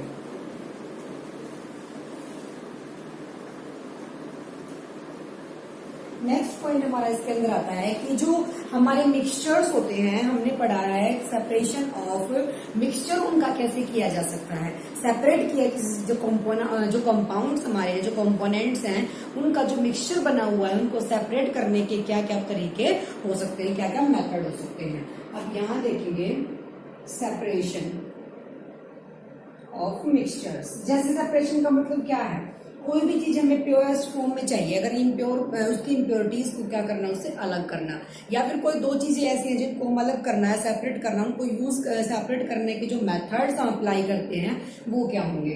तो सेपरेशन ऑफ मिक्सचर्स, जो मिक्सचर्स हमारे होंगे उनका जो सेपरेशन है वो किस मेथड से किया जाएगा। अब आपकी बुक के अंदर अलग अलग क्वेश्चन आपसे पुट कर रखे हैं कि जब हमने क्या किया मिल्क को क्रीम से अलग करना है तो क्या बनेगा, हर चीज का सेपरेशन बता रखा है कि किस चीज का सेपरेशन कैसे बनेगा। सैंड से वाटर को करेंगे तो क्या बनेगा, और उसके बाद इमिसिबल लिक्विड्स ले लिए, इमिसी मतलब जो दो चीजें ऐड नहीं हो सकती, जैसे ऑयल हो गया और वाटर का सोल्यूशन हो गया। टू मिसिबल है जो उनको कैसे सेपरेट किया जाएगा, और दूध से मक्खन कैसे निकाला जाएगा। ये सारे जो प्रोसेस हैं जितनी भी हैं उन सबको यूज करने के लिए जो मेथड्स यूज किए जाते हैं उनका हम धीरे धीरे क्या करते चलेंगे यूज करते चलेंगे। फर्स्ट मेथड हमारा यहाँ पे आता है इवेपोरेशन। इवेपोरेशन अगर आपसे क्वेश्चन पुट किया जाएगा, ये सारे मेथड जब आप डिटेल में कर लेंगे तो उसके बाद जितने भी आपकी जो क्वेश्चनिंग पुट कर रखी है आपकी बुक के अंदर उनके सारे रिप्लाई आप खुद करेंगे, ठीक है। इवेपोरेशन, अब कोई भी एग्जांपल देके आपसे पूछ सकता है। इवेपोरेशन का मतलब क्या है, जब वाटर के वेपर क्या हो जाए उड़ जाए, वाटर के वेपर जब हवा में उड़ जाएंगे तो वहां पे जो चीज हमें सेपरेट करनी है वो वही रह जाएगी। एग्जाम्पल ले लेते हैं sand plus water. Sand plus water, हमने लिया सैंड प्लस वाटर का सॉल्यूशन, हमने एक बीकर के अंदर क्या डाला वाटर एंड सैंड का सॉल्यूशन, सैंड एंड वाटर का सॉल्यूशन। जब हमने इसको बॉयल किया, जब हमने इसको बॉयल करना स्टार्ट किया तो इसके जो वाटर के वेपर है वो निकल के एटमॉस्फेयर के अंदर जाना शुरू कर देंगे अपने बॉइलिंग पॉइंट पे आने के बाद। बॉइलिंग पॉइंट का मतलब क्या है, यानी कि 100 डिग्री सेल्सियस जब उसका टेम्परेचर हो जाएगा वहां आने के बाद वाटर के वेपर उड़ना शुरू कर देंगे, ठीक है। जब वाटर वहां से रिमूव हो जाएगा तो यहाँ क्या बच जाएगा, सैंड बच जाएगा। तो इस तरीके से जो सैंड और वाटर का सोल्यूशन है उसमें से सैंड को और वाटर को अलग किया जा सकता है by evaporation method. Understood. Evaporation को हिंदी में वाष्पीकरण बोला गया है कि जो उसके वेपर्स होते हैं वो आफ्टर बॉइलिंग यानी कि गैसियस फॉर्म में चले जाएंगे। जब लिक्विड को हम बॉइल करके गैसियस फॉर्म में लेके आते हैं तो वहां पे क्या होगा, वाटर तो हमारा गैसियस फॉर्म में चला जाएगा और नीचे क्या बच जाएगी, सैंड बच जाएगी। अंडरस्टूड। अब नेक्स्ट बारी आती है फिल्ट्रेशन की। फिल्ट्रेशन के अंदर वो आपसे क्वेश्चन पुट करेगा कि हमें कोई भी दो चीजें गिवन कर देगा कि आप इस चीज को, उनका मेथड पूछ लेगा कि उनका मेथड क्या है सेपरेट करने का। अब वो दो चीजें देख के आपको बताना है कि जैसे हमने फिल्ट्रेशन का पीछे भी पढ़ा था कि जो सस्पेंशन होता है, सस्पेंशन के अंदर क्या होगा, पार्टिकल्स बड़े बड़े होंगे। पार्टिकल्स बड़े बड़े हैं, हमने फिल्टर पेपर रख लिया, मान लिया फिल्टर पेपर या फिर इस फॉर्म में है, ठीक है। अब मान लिया मैंने छोटे छोटे कंकर वो ले लिए, पत्थर ले लिया, कोई भी ऐसा पार्टिकल ले लिया जो मोटा है यानी कि जिसका साइज बड़ा है। हमने क्या किया, उसको फिल्टर पेपर में से पास कराया, फिर वाटर के सॉल्यूशन के साथ है वो चीज। जब फिल्टर पेपर में से तुम इसको पास करा रहे हो तो क्या होगा, वहां पे जो पार्टिकल्स है वो ऊपर रह जाएंगे फिल्टर पेपर के और वाटर इसके नीचे निकल जाएगा। वो तुम जैसे इवेपोरेशन के अंदर तुम सॉल्ट प्लस वाटर का रख सकते हो अगर डिफरेंट डिफरेंट दिखाना है तो, और इसके अंदर फिल्ट्रेशन के अंदर तुम सैंड प्लस वाटर का रख सकते हो, क्योंकि जो सैंड है वो कभी भी वाटर में डिसोल्व नहीं होगा। तो वो उसके वो जो वाटर है वो तो यहाँ से फिल्टर पेपर में से क्रॉस कर जाएगा और सैंड के पार्टिकल्स ऊपर रह जाएंगे। तो इस मेथड को क्या बोला गया है, फिल्ट्रेशन मेथड बोला गया है। अंडरस्टूड। उसके बाद जो थर्ड है हमारा मेथड, उसमें तुमसे क्वेश्चन पूछ सकता है, ये पूछा भी गया है आपसे, how we can separate salt और कैम्फर। सॉल्ट प्लस कैम्फर के सॉल्यूशन को, सॉल्ट और कैम्फर के सॉल्यूशन को किस मेथड से हम सेपरेट कर सकते हैं, ठीक है। सॉल्ट प्लस कैम्फर, कैम्फर को बोला गया है कपूर, क्या बोला गया है, कपूर बोला गया है, ठीक है। ये मेथड होगा इसका हमारा। अच्छा एक बात माइंड में लेके आनी है, आपने चैप्टर फर्स्ट में पढ़ा है कि जब सॉलिड से कोई चीज गैस में कन्वर्ट की जाएगी उस प्रोसेस को बोला गया है सब्लिमेशन। जब सॉलिड से डायरेक्ट गैस में, उसकी कोई लिक्विड फॉर्म नहीं होती, जब सॉलिड से वो चीज डायरेक्ट गैस में गई है तो वहां पे क्या हुआ है, सॉलिड से गैस में जब गई है तो सब्लिमेशन मेथड, ठीक है। सब्लिमेशन मेथड हमने यहाँ यूज करना है। कैसे होगा सब्लिमेशन का मतलब, पहले तो तुम लिखोगे सॉलिड से कोई भी चीज कहाँ जाना, गैस में जाना। हमने ले ली यहाँ पे कोई भी, जैसे हमने मिक्सचर ले लिया, किसका, किसी भी फॉर्म में ले लो, मिक्सचर ले लिया किसका, सोल्ट का और कैम्फर का, सोल्ट का और कैम्फर का। हमने उसको हीट देनी शुरू कर दी। जब तुमने इस सॉल्यूशन को हीट देनी शुरू कर दी, इसके अंदर कैम्फर भी है और सोल्ट भी है, ठीक है, ये मिक्सचर है। इस मिक्सचर को जब तुमने हीट देनी शुरू की तो जो कपूर है यानी कि जो कैम्फर है, ये कैम्फर डायरेक्ट सॉलिड से गैस में कन्वर्ट हो जाएगा। जब ये गैस में कन्वर्ट होगा तो वो यहां से कैम्फर के जो वेपर्स हैं वो निकलना शुरू कर देंगे, कैम्फर के जो वेपर्स हैं वो निकलना शुरू कर देंगे। तो कैम्फर तो क्या हो गया, अलग हो गया, उसके अंदर क्या बच गया, सोल्ट बच गया। तो इस प्रोसेस को बोला गया है सब्लिमेशन प्रोसेस, सब्लिमेशन प्रोसेस, ठीक है। अब ये मेथड था, क्या बोला गया है, जब कोई भी चीज ऐसी है सॉल्ट प्लस कैम्फर, जो चीज सॉलिड से डायरेक्ट गैसियस फॉर्म में चेंज हो जाती है, वहां पे मेथड यूज किया गया सब्लिमेशन का। अब हमें पता है कि कपूर की गोली जो है उसको बर्न जब तुम करते हो, हीट तुम उसको देते हो, तो क्या वो पहले लिक्विड फॉर्म में होती है, नहीं, वो डायरेक्ट गैसियस फॉर्म में चली जाती है।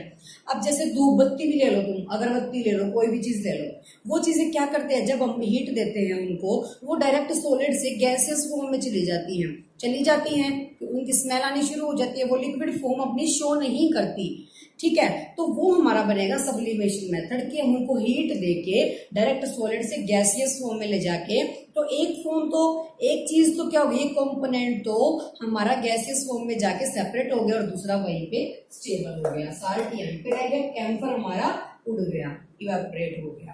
अंडरस्टूड? तो ये हमारा क्या बना, सब्लिमेशन मेथड। अब उसके बाद नेक्स्ट आता है हमारा,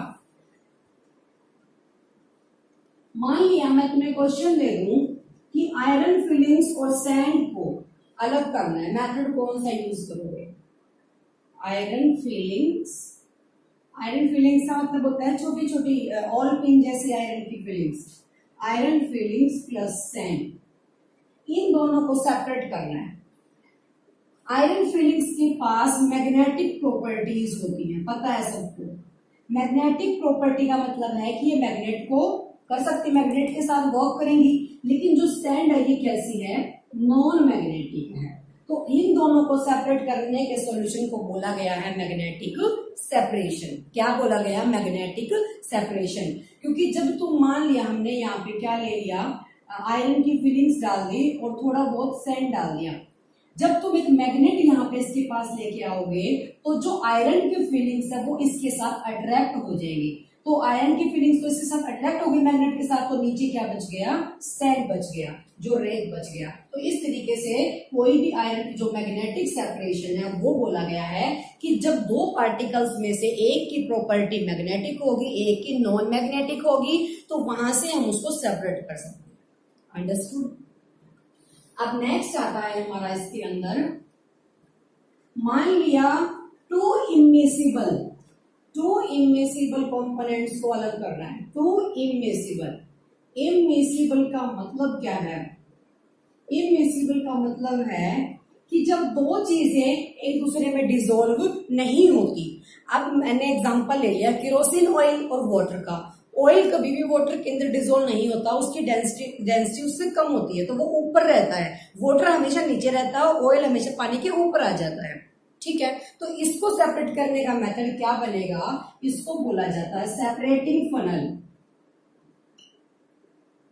सेपरेटिंग फनल, सेपरेटिंग फनल के नाम से ही दिख रहा है तुम्हें। मान लिया मैं यहाँ पे तुम्हें एक फनल दे देती हूँ, किसी भी फॉर्म में ले लो, ठीक है।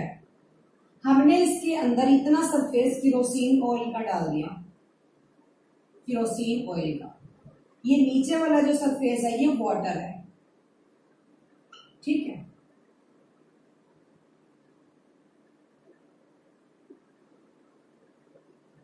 एक फनल के अंदर तुमने केरोसिन ऑयल और वाटर को डाल दिया। केरोसिन वाली ये पोजीशन है और इससे नीचे हमारा ये इस पोर्शन में वाटर है। जब हम यहां से इसको निकालना शुरू कर देंगे तो इसका वाटर का जो लेवल है वो यहां तक नहीं आता जब तक हम इसको निकालते रहते हैं। तो जब केरोसिन का जो लेवल है यहाँ आ जाएगा तो हम इसको कॉर्क के थ्रू क्लोज कर देंगे, तो केरोसिन हमारा ऊपर रह जाएगा और वाटर हमारा नीचे आ जाएगा। अंडरस्टूड? केरोसिन नॉर्मल सी फॉर्म में भी समझ लो, जब केरोसिन और वाटर को तुमने क्या कर दिया, मिक्स किया, तो केरोसिन ऊपर होता है, वाटर नीचे होता है। तो नीचे से जब हम उसको निकालना शुरू कर देंगे तो जहां तक वाटर का लेवल है वहां तक आने तक उसको स्टॉप कर देंगे फिर, ठीक है। तो वाटर नीचे सेपरेट हो जाएगा, केरोसिन ऊपर रह जाएगा। इसको बोला गया सेपरेटिंग फनल, यानी कि फनल में डालने के बाद जो दोनों का लेवल अलग है, वाटर हम अलग कर सकते हैं और केरोसिन को हम अलग कर सकते हैं जब टू इमिसिबल चीजें, जो अनडिसॉल्व्ड चीजें आपको दी गई, ठीक है। उसके बाद नेक्स्ट हमारा आएगा सेंट्रीफ्यूगल। सेंट्रीफ्यूगल यानी कि उसका एक एग्जांपल देख लो। जब तुम्हें मिल्क निकालना है, सॉरी क्रीम निकालनी है मिल्क से, क्रीम फ्रॉम मिल्क। अब हम मार्केट से 2-3 टाइप का मिल्क लेके आते हैं, कोई टोन्ड है, कोई डबल टोन्ड है, कोई फुल क्रीम है। उनके सब के अंदर डिफरेंस क्या है कि सबके अंदर जो फैट की क्वांटिटी है वो किसी में कम है, किसी में ज्यादा है। डबल टोन्ड के अंदर इतना फैट नहीं होता, इतनी क्रीम नहीं होती, वैसे ही फुल क्रीम के साथ, ठीक है। अब हमें क्रीम निकालनी है मिल्क से। हम क्या करते हैं, उसका मतलब क्या है, मान लिया तुम्हें एक स्टैंड गिवन है, जिसकी हाई डेंसिटी होगी वो चीज नीचे बैठ जाएगी और जिसकी कम डेंसिटी है वो ऊपर आ जाएगी। जिस तरीके से हम उसको सेपरेट कर सकते हैं, जैसे हम मक्खन निकालते हैं, मक्खन निकालते टाइम हम उसको इतना तेजी से घुमाते हैं इस तरीके से। मान लिया हमने दूध को इस तरीके से घुमाया तो डेंसिटी जो उसकी लस्सी की है, जो लस्सी निकली है कुछ भी है, उसकी नीचे आ जाएगी और मक्खन हमारा ऊपर रह जाएगा। तो डेंसिटी मक्खन की कम है क्रीम की, तो क्रीम हमारी ऊपर आ जाएगी और मिल्क हमारा नीचे रह जाएगा। ठीक है, अब एक और एग्जांपल देख लो। मान लिया ये हमने एक ले ली ऐसे, इसके हमने यहाँ पे टेस्ट ट्यूब लगा दी, यहाँ पे भी टेस्ट ट्यूब लगा दी दोनों तरफ। इनके अंदर जो सॉल्यूशन है टेस्ट ट्यूब के अंदर, जब हमने इसको ऐसे ऐसे घुमाना शुरू किया, बड़ी तेज घुमा दिया, जब घुमाना हमने इसको शुरू किया है तो इसके अंदर जितना भी सॉल्यूशन होगा जिसकी डेंसिटी हाई होगी, सेंट्रीफ्यूगल का मतलब पहली बात तो ये है कि इस प्रोसेस को सेंट्रीफ्यूगल बोला गया है। सेंट्रीफ्यूगल का मतलब समझो पहले। सेंट्रीफ्यूगल यानी कि सेंटर से दूर जाना। सेंटर से दूर जाने का मतलब क्या है कि जो हैवी चीज है वो तो इसके नीचे बैठ जाएगी और जो लाइट है वो ऊपर रह जाएगी। सेंट्रीफ्यूगल मतलब सेंटर से कोई चीज दूर। सेंट्रीपिटल इसका अपोजिट होता है कि सेंटर की तरफ कोई चीज आना, और फ्यूगल का मतलब होगा सेंटर से दूर जाना। दूर जाने का मतलब यह है कि जिसकी डेंसिटी हाई है वो नीचे बैठ जाएगी वो चीज, और जिसकी लो है वो ऊपर रह जाएगी। अंडरस्टूड? तो सेंट्रीफ्यूगल हमारा क्या बन जाएगा, जब ऐसे घुमाने के बाद हाई डेंसिटी वाली चीज नीचे बैठ जाएगी, लाइट डेंसिटी ऊपर हो जाएगी, तो दोनों का सेपरेशन हो जाएगा। क्रीम ऊपर रह जाती है और मिल्क नीचे रह जाएगा। This process is called centrifugal process. Understood? उसके बाद नेक्स्ट हमारा आएगा क्रिस्टलाइजेशन। जैसे हमने बोला कि हमें सोल्ट निकालना है, कहां से? सी से, यानी कि समुद्र से। सोल्ट फ्रॉम सी। समुद्र से हमें क्या निकालना है? सोल्ट। सबसे पहली बात, क्रिस्टलाइजेशन प्रोसेस का मतलब ये है कि जितने भी इम्प्योर फॉर्म हमारी है, इम्प्योर फॉर्म का कोई सबस्टांस है, उसको हम प्योर फॉर्म में यानी कि सेपरेट आउट करते हैं। देखो सोल्ट है हमारा, सोल्ट किसके अंदर है? कोई भी ऐसी सॉलिड चीज है जिसको तुम हीट करने के बाद उसमें से इम्प्योरिटीज अलग हो जाती है और प्योर फॉर्म उसकी रह जाती है। कोई भी चीज हॉट करके यानी कि गर्म करने के बाद जब उसको ठंडी करते हैं, कुछ पार्टिकल्स तो उसके इवेपोरेट हो जाते हैं। ठीक है, अब जैसे समुद्र के अंदर होता है, हम सॉल्ट निकालते हैं, हॉट करके उस चीज को गर्म करके बहुत ज्यादा उसको ठंडा करते हैं, फिर कुछ पार्टिकल्स तो हमारे इवेपोरेट हो जाएंगे। जैसे इवेपोरेशन के अंदर तो हमने क्या पढ़ा था कि सोल्ट और वाटर होते हैं, उन दोनों को हीट किया गया, सोल्ट और वाटर को। जब तुमने सोल्ट और वाटर को हीट किया तो हो सकता है सोल्ट के कुछ पार्टिकल भी वाटर के साथ इवेपोरेट हो गए हो, लेकिन क्रिस्टलाइजेशन प्रोसेस उसका जस्ट अपोजिट है। अपोजिट मतलब कुछ पार्टिकल्स तो उसके इवेपोरेट हो जाते हैं, लेकिन कुछ सॉलिड फॉर्म में नीचे रह जाते हैं। जो सॉलिड फॉर्म में नीचे रह गए उनको बोला गया है क्रिस्टलाइजेशन, यानी कि क्रिस्टल्स बनना, सॉलिड फॉर्म के अंदर क्रिस्टल बनना। तो ये क्या बनेगा? सॉल्ट फॉर्म सी। इस प्रोसेस को बोला गया है crystallization. Crystallization process. Understood? Crystallization यानी कि जो प्योर फॉर्म होती है उसको अलग कर देना। ठीक है, अब बात करते हैं हम डिस्टिलेशन की।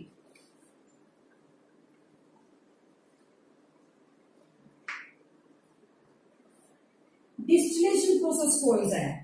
अब तो हमने पीछे पढ़ा था इमिसिबल, जो दो लिक्विड इमिसिबल यानी कि जो डिसॉल्व नहीं हो सकते उनके बारे में। अब बात करते हैं miscible. When two, how we can separate two miscible liquids? How we can separate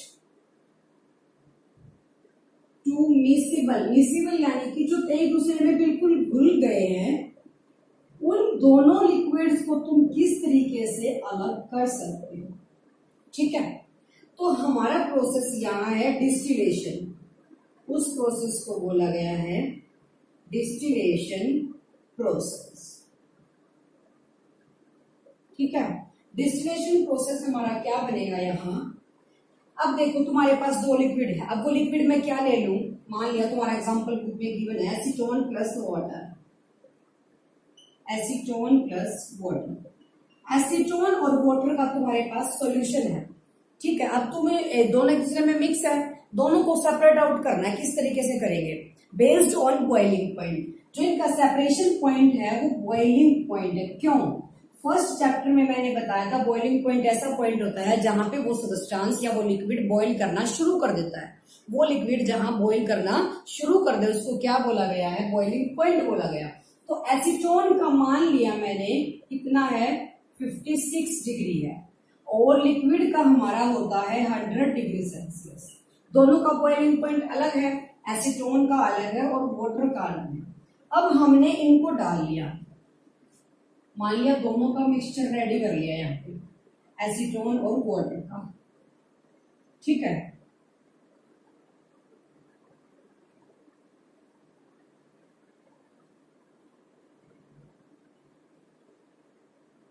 ठीक है, डाल लिया।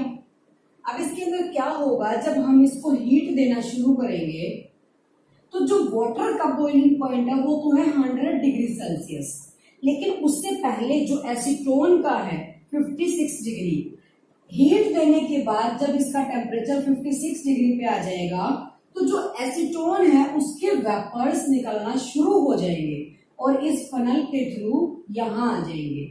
जब 56 डिग्री आ गया है और जब हमारा स्टार्ट होएगा 100 डिग्री सेल्सियस, जब इसकी हीटिंग को रोक लिया जाएगा तो हम सेपरेट कर सकते हैं एसीटोन को और वाटर को, क्योंकि जो एसीटोन का बॉइलिंग पॉइंट है, एसीटोन है वो जल्दी बॉइल करना शुरू कर देता है। जब तक 100 डिग्री हमारा शुरू होगा उस टाइम तक हमारा जो एसीटोन है वो वाटर से अलग हो चुका होगा, ठीक है। तो इस प्रोसेस को बोला गया डिस्टिलेशन प्रोसेस। जब दो हमारे लिक्विड्स एक दूसरे में डिसोल्व हो जाए तो उनके बॉइलिंग पॉइंट के ऊपर ही उनको सेपरेट किया जा सकता है, ठीक है। इसका एक एडवांस है fractional distillation, fractional distillation.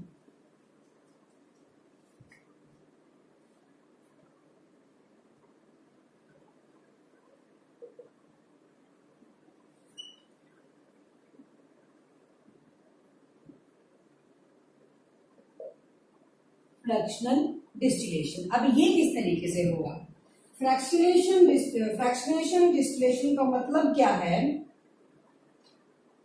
Distillation तो वही है, दो लिक्विड है, दो लिक्विड होने के बाद उसने बोला कि जब हमारे पास दो लिक्विड मैंने तुम्हें दे दिए, मान लिया एसीटोन और मैंने तुम्हें यहां दे दिया इथेनॉल, इथेनॉल, ठीक है।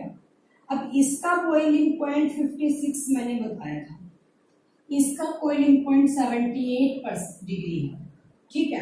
अब ये तो जब टेम्परेचर 56 डिग्री हो जाएगा ये बॉइल करना शुरू कर देगा, इथेनॉल जब 78, इन दोनों के बीच का जो डिफरेंस है वो तो बहुत कम है, क्योंकि डिस्टिलेशन जब हमने सिंपल प्रोसेस पढ़ा था एसीटोन और वाटर का, उनका जो बॉइलिंग पॉइंट का डिफरेंस था वो ज्यादा था। जब तक वाटर का आता तब तक हम एसीटोन को अलग कर चुके थे, लेकिन इसके अंदर जो बॉइलिंग पॉइंट है वो डिफरेंस बहुत कम है, क्योंकि जितना 56 है इतने ही क्या हम एकदम से इथेनॉल को अलग कर सकते हैं? नहीं कर सकते। तो उसके लिए एक प्रोसेस और यूज किया गया, एक फंक्शन यूज किया गया, फ्रैक्शनिंग फंक्शन। अब वो किस तरीके से है, देखो मान लिया हमने यहाँ ले लिया सॉल्यूशन इसका एसीटोन और इथेनॉल का, ठीक है, नीचे से हीट देना शुरू किया। अब यहाँ पे कुछ ऐसा फ्रैक्शनिंग अटैच होगा, तुम ये मान लो सॉलिड फॉर्म में बीड्स है, ठीक है, यहां से निकलने शुरू करेंगे इसके अंदर। अब देखो एसीटोन और इथेनॉल ले लिया, दोनों को बॉइल करना शुरू किया, एसीटोन का 56 डिग्री सेल्सियस था, उसने निकलना शुरू कर दिया, निकल गया। जो इथेनॉल है यानी कि ये गैस जो है, इसकी जब गैस निकलना शुरू कर देगी तो वो जिसके पास एनर्जी ज्यादा होगी तभी वो इसको क्रॉस कर पाएगी इन बीड्स को, वरना वो क्रॉस नहीं कर पाएगी। जब इसका 56 यानी कि कंप्लीट हो जाएगा तो यहाँ पे इसका मतलब जो एसीटोन है वो आ चुका है, तो ये जब आगे जाने नहीं देगी इथेनॉल के पार्टिकल्स को, तो ये यहीं पे सेपरेट कर देगी, तो इथेनॉल हमारा यहीं रह जाएगा और एसीटोन हमारा अलग हो जाएगा, ठीक है। एसीटोन तो हमारा नीचे रह गया और इथेनॉल तो हमारा नीचे रह गया और एसीटोन निकल चुका है, एसीटोन निकल गया, लेकिन इन बीड्स ने इस सॉलिड फॉर्म में इस गैस को पास होने नहीं दिया, क्योंकि इसके पास इतनी एनर्जी नहीं है अभी। क्यों? क्योंकि ये 78 डिग्री सेल्सियस पे बॉयल होना शुरू हो जाती है, इसको 78 डिग्री अभी नहीं मिला है, तो जो ये बीड्स है ये हमारा यही रह जाएगा और एसीटोन हमारा निकल जाएगा। जब एसीटोन इथेनॉल के साथ मिलकर निकलना शुरू करेगा तो जो बीड्स है वो उसको वही रोक देंगे, क्योंकि इथेनॉल के पास इतनी एनर्जी नहीं है। इथेनॉल को 78 डिग्री सेल्सियस की जरूरत है, लेकिन इस एसीटोन को 56 की है। जब दोनों का बॉइलिंग पॉइंट डिफरेंट है तो ये इथेनॉल को पास नहीं होने देंगी, एसीटोन पास हो जाएगा और नीचे रह जाएगा।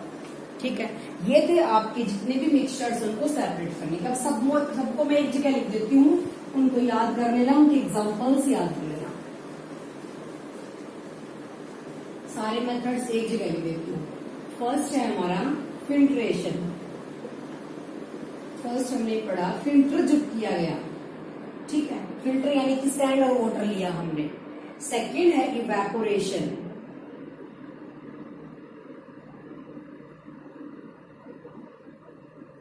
थर्ड हमने पढ़ा सब्लिमेशन।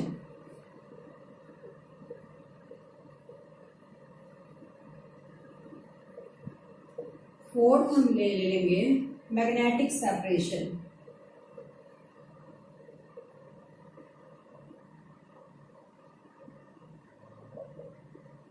ठीक है, फिफ्थ हम पढ़ेंगे यहाँ पे क्रिस्टलाइजेशन।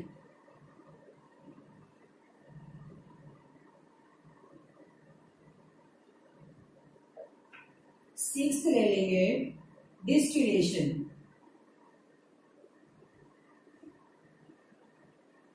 सेवंथ ले लेंगे fractional distillation. Fractional distillation. Eighth ले लेंगे क्रोमैटोग्राफी। ये तो रह गया हमारा अपना। नाइन्थ ले लेंगे यहाँ पे सेंट्रीफ्यूगल। सेंट्रीफ्यूगल। और कौन सा रहेगा? सब्लिमेशन हुआ, magnetic separation, crystallization, distillation, separating funnel. 10th हमारा यहाँ है सेपरेटिंग फनल, जब केरोसिन और ऑयल को किया गया था, सेपरेटिंग फनल। अब क्रोमेटोग्राफी रह गया हमारा, वो किस तरीके से होगा? क्रोमेटोग्राफी है कि जब सेपरेशन ऑफ कलर्स करना है। मान लिया तुम्हारे पास एक मैंने स्ट्रिप दे दी, यहां देख लो इसको, ये तुम्हारे पास बीकर है, इसके अंदर वाटर है। जब एक स्ट्रिप को इसके अंदर डाला गया, इस पे इंक का पॉइंट रख दिया हमने, ठीक है, इंक लगा रखी है एक पॉइंट पे। जो इंक होती है उसके अंदर भी, डाई के अंदर भी बहुत सारे कलर्स मिक्स होते हैं। डाई के अंदर बहुत सारे कलर्स मिक्स होंगे। जब तुमने इस स्ट्रिप को वाटर के अंदर डीप किया तो जो सबसे हाई डेंसिटी का होगा वो सबसे पहले आएगा, फिर उससे ऊपर, फिर उससे ऊपर, फिर उससे ऊपर। तो कलर डेंसिटी वाइज जो कलर होंगे वो यहाँ इस स्ट्रिप के ऊपर आना शुरू कर देंगे। ठीक है, तो इस तरीके से कलर का सेपरेशन किया जा सकता है, जिसको क्रोमेटोग्राफी बोला गया है। ठीक है, आप दोबारा देख लो। फिल्ट्रेशन, फिल्टर करने से कोई चीज जब सेपरेट की जाती है, हमने सैंड और वाटर को मिक्स किया और सैंड को हमने फिल्टर पेपर से निकाला, वाटर तो निकल गया, सैंड वहीं पे रह गई, फिल्ट्रेशन। इवेपोरेशन, जब सॉल्ट और वाटर का हमने सोल्यूशन लिया या जब उसको बॉईल कराया तो वाटर के वेपर्स उड़ गए, इवेपोरेट हो गए और वो जो सॉल्ट है वो नीचे रह गया। This process is called evaporation. Sublimation, जब कोई भी चीज सॉलिड से डायरेक्ट लिक्विड गैस में कन्वर्ट हो जाती है, this process is called sublimation. जब हमने कपूर और सॉल्ट प्लस कैम्फर का सोल्यूशन लिया था तो कैम्फर है जो है डायरेक्ट गैसियस फॉर्म में हो गया, इवेपोरेट हो गया और वहां पे जो पार्टिकल है वो सॉल्ट के रह गए। This process is called sublimation. Magnetic separation का मतलब है जब दो चीजें मिक्सचर है, दो चीजों का, एक के पास मैग्नेटिक प्रॉपर्टी है, दूसरे के पास नॉन मैग्नेटिक है, तो जब वहां पे हम मैग्नेट लेके जाएंगे तो जो मैग्नेटिक प्रॉपर्टी वाली है वो उसके साथ अट्रैक्ट हो जाएगी, नॉन मैग्नेटिक हमारी अलग रह जाएगी। ठीक है, ये जब हम 10th क्लास में भी आएगा आपका ये और को अलग करना, प्योरीफाई करने के लिए। क्रिस्टलाइजेशन का मतलब क्या है? जब हमने सी से सॉल्ट को निकाला, यानी कि सॉलिड फॉर्म में जब तुम्हें कोई चीज चाहिए, जैसे ही हमने किसी चीज को गर्म करके और उसको बिल्कुल कूलिंग दे दी, वहां पे जो चीजें इवेपोरेट होनी थी वो हो चुकी हैं, लेकिन सॉलिड फॉर्म में जो वहां क्रिस्टल बच गए हैं, यानी कि सॉल्ट बच गया, उसको बोला गया क्रिस्टलाइजेशन। डिस्टिलेशन, टू इमिसिबल यानी two miscible, distillation is two miscible, two miscible यानी कि दो घुलनशील चीजों को जब तुमने लिया, दो सॉल्यूशंस को, तो वहां पे क्या होगा, जब दो चीजें एक दूसरे में मिक्स हो चुकी हैं तो उनको तुम अलग कैसे करोगे। जैसे एसीटोन, किसके अंदर, एसीटोन के साथ हमने क्या लिया, वाटर। वो बॉइलिंग पॉइंट के बेस पे ही दोनों सेपरेट होंगे। जो चीज जल्दी बॉइल करना शुरू कर देगी वो बॉइल होके निकल जाएगी, यानी कि वेपर के थ्रू निकल जाएगी। लेकिन जब 100 डिग्री सेल्सियस टेम्परेचर, थर्मोमीटर की नीड है वहां पे, हमें टेम्परेचर को क्या करना है, मेजर करते रहना है। जब 100 डिग्री सेल्सियस जाएगा तो वाटर के लिए वो सफिशियंट है, तो वहां पे हम उसको स्टॉप कर देंगे, दोनों सेपरेट हो जाएंगे। तो फ्रैक्शनल इसका जरा एडवांस है। उसके अंदर क्या होगा, जब दोनों के बॉइलिंग पॉइंट में कम डिफरेंस है तो दोनों साथ भागेंगे, साथ भागेंगे तो जो बीच में फ्रैक्शनली कॉलम लगा होगा वो दूसरे वाले को निकलने की परमिशन नहीं देगा, तो फर्स्ट वाला सेपरेट हो जाएगा। नेक्स्ट क्रोमेटोग्राफी बताया मैंने, कलर्स का सेपरेशन जब करना है तुम्हें तो क्या करोगे, तुम एक स्ट्रिप लोगे, वाटर के अंदर उस पर इंक लगा के डाल दोगे। इंक के अंदर मैनी कलर्स होते हैं, तो वो क्या करना शुरू कर देगा, जो हाई डेंसिटी का कलर है वो सबसे पहले आएगा, उसके बाद दूसरा, उसके बाद तीसरा, सेपरेशन ऑफ कलर्स हो जाएगा। This process is called chromatography. Next है सेंट्रीफ्यूगल। सेंट्रीफ्यूगल जब हम लेते हैं, ये लेबोरेटरीज के अंदर भी यूज होता है ब्लड और यूरिन को अलग करने के लिए, ठीक है, सेपरेट करने के लिए, और मिल्क में से क्रीम को निकालने के लिए सेंट्रीफ्यूगल का यूज होगा। नेक्स्ट है separating funnel. Separating funnel to immiscible. Immiscible यानी जो दो चीजें हम एक दूसरे में डिसोल्व नहीं हो सकती, उनको कैसे सेपरेट करना है, सेपरेटिंग फनल के थ्रू। जैसे केरोसिन ऑयल लिया हमने, केरोसिन ऑयल लेने के बाद वाटर में उसको डाला था, तो केरोसिन ऑयल को ऊपर वाली सरफेस पे रह गया और वाटर नीचे है, तो नीचे से हम एक फनल के थ्रू वाटर को नीचे से निकाल देंगे। जब वाटर का लेवल खत्म हो जाएगा तो वहां से उसको स्टॉप कर देंगे, तो केरोसिन जो है वो फनल में रह जाएगा, वाटर नीचे निकल जाएगा, ठीक है। इस प्रोसेस को बोला गया सेपरेटिंग फनल। तो ये थे आपके कि सेपरेट कैसे किया जाएगा मिक्सचर्स को, अंडरस्टूड। उसके बाद नेक्स्ट पॉइंट हमारा एक इम्पोर्टेंट बस यही बच गया है। मैंने वैसे तो पहले तुम्हें बता भी दिया है कि एलिमेंट्स क्या होते हैं और कंपाउंड्स क्या होते हैं, ठीक है। कंपाउंड्स तो मैंने बताया था कि क्या चीज है जिसका क्या नहीं, मिक्सचर क्या होगा, नया कंपाउंड फॉर्म कर देगा। लेकिन एलिमेंट्स क्या होंगे, simplest form of matter. Matter की, किसी मैटर की सिंपलेस्ट फॉर्म जो होगी उसको एटम बोला गया, जिसको डिवाइड नहीं किया जा सकता। अब जो एलिमेंट्स होते हैं वो तीन चीजों के अंदर डिवाइड है, non metals, metals and metalloids के अंदर। नॉन मेटल्स हमारे क्या होंगे, जैसे सिल्वर है, कॉपर है, ये शाइनी होते हैं, इनकी सारी properties. Metals and non metals, acid and bases, ये आपका 10th ग्रेड में आएगा। ये सिर्फ यहाँ आपका बेसिक है कि मेटल क्या होंगे, सिल्वर वगैरह होंगे जो शाइन भी करते हैं और जिनको पीट पीट के चादरें भी बनाई जा सकती हैं। नॉन मेटल्स हमारे होंगे हाइड्रोजन, ऑक्सीजन और आयोडीन। एंड मेटलॉइड्स क्या होंगे, मेटल और नॉन मेटल का तो आपको पता चल गया, लेकिन मेटलॉइड्स क्या होंगे, मेटलॉइड्स हमारे ऐसे होते हैं जिसके अंदर मेटल्स और नॉन मेटल्स दोनों की क्या होंगी, प्रॉपर्टीज होंगी। वो हमारे क्या होंगे, बोरॉन, सिलिकॉन एंड जर्मेनियम होंगे, ठीक है। दो कंपाउंड्स के बारे में आपको बता चुकी हूँ, तो इस चैप्टर को देख लेना, वीडियो को 2 बार सुनोगे एटलीस्ट तो आपको समझ आ जाएगी, अंडरस्टूड।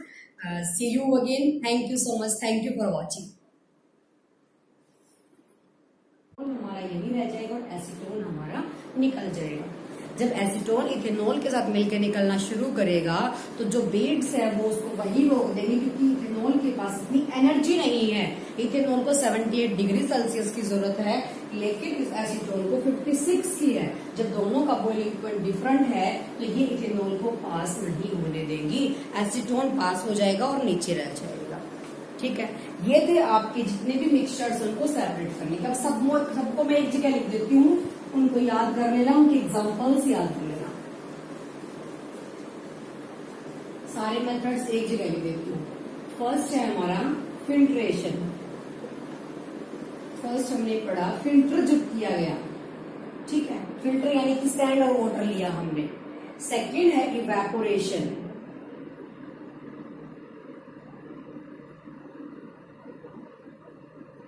थर्ड हमने पढ़ा सब्लिमेशन।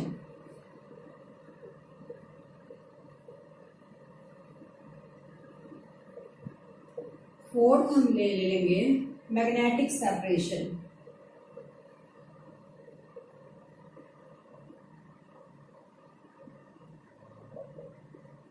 ठीक है।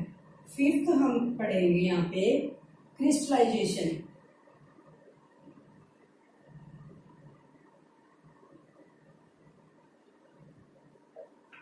सिक्स्थ ले लेंगे डिस्टिलेशन,